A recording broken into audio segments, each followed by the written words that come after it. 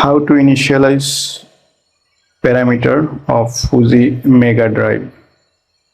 তো এই মেগা ড্রাইভটির আমরা প্যারামিটারকে ইনিশিয়ালাইজ করব। এই মুহূর্তে ইনভার্টারটি টার্মিনাল মোডে রয়েছে, আমরা চাইলেও এখান থেকে রান করতে পারতেছি না, কারণ রান করলে এখানে রান ব্লিঙ্ক করতো বা লাইটটি জ্বলে উঠতো।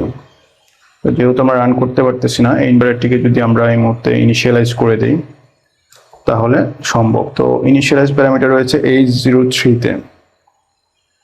আমরা ফাংশন কোড H-এ যাব, এখানে H03 এখানে 0 রয়েছে, 0 হচ্ছে ডিসেবল, অর্থাৎ ডাটা ইনিশিয়ালাইজেশন ডিসেবল করা রয়েছে। এখানে যদি আমরা 1 সেট করি তাহলে অল প্যারামিটার ইনিশিয়ালাইজ হয়ে যাবে। তো আমরা এখানে আপ ডাউন বাটন প্রেস করেও প্রোগ্রাম চেঞ্জ হচ্ছে না, অর্থাৎ ভ্যালু চেঞ্জ হচ্ছে না। মূলত ইনভার্টারটি প্রোটেক্টেড রয়েছে, তার জন্য যদি ইনভার্টারের ডাটা ইনিশিয়ালাইজ করতে হয় তাহলে স্টপ বাটন প্রেস করে আপ বাটন বা স্টপ বাটন প্রেস করে ডাউন বাটন প্রেস করতে হবে, তাহলে এই ভ্যালুটা চেঞ্জ হবে। সো আমরা যেহেতু এখানে 1 সেট করতে যাচ্ছি, অর্থাৎ অল প্যারামিটার ইনিশিয়ালাইজ করতে যাচ্ছি, so we can set here 1 by pressing stop and up button. এখানে 1 হয়ে গেছে। এখন আমরা ফাংশন প্রেস করে ডাটাটি সেভ করে নিলাম। ইনভার্টারটি এই মুহূর্তে কিপ্যাডে আমরা চাইলে রান করতে পারবো। প্রেস করলাম, ইনভার্টারটি রান হয়েছে, এই লাইটটি জ্বলে উঠেছে, কিন্তু ফ্রিকোয়েন্সি না থাকার কারণে ইনভার্টারটি কোনো ফ্রিকোয়েন্সি দেখাচ্ছে না। তো আমরা এখানে ফ্রিকোয়েন্সি সেট করব, স্টপ প্রেস করে ফ্রিকোয়েন্সি সেট করে নেব, আপ বাটন প্রেস করে।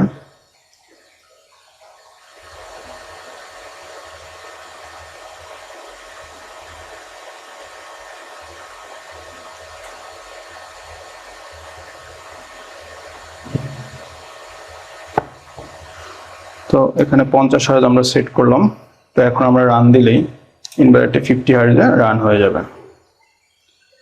So this is the way to initialize the drive. ফেনিক মেগা ড্রাইভ ইনিশিয়ালাইজ করার জন্য আমরা এই পথেই ইনিশিয়ালাইজ করতে পারবো।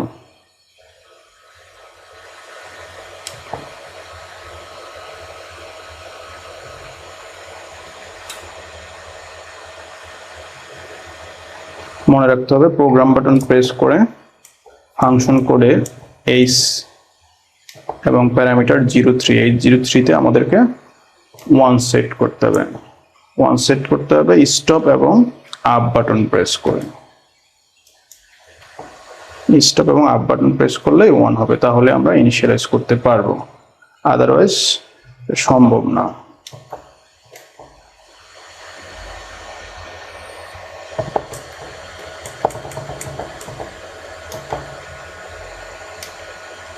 স্টপ এবং আপ বাটন প্রেস করতে হবে ফর চেঞ্জিং দ্য ভ্যালু।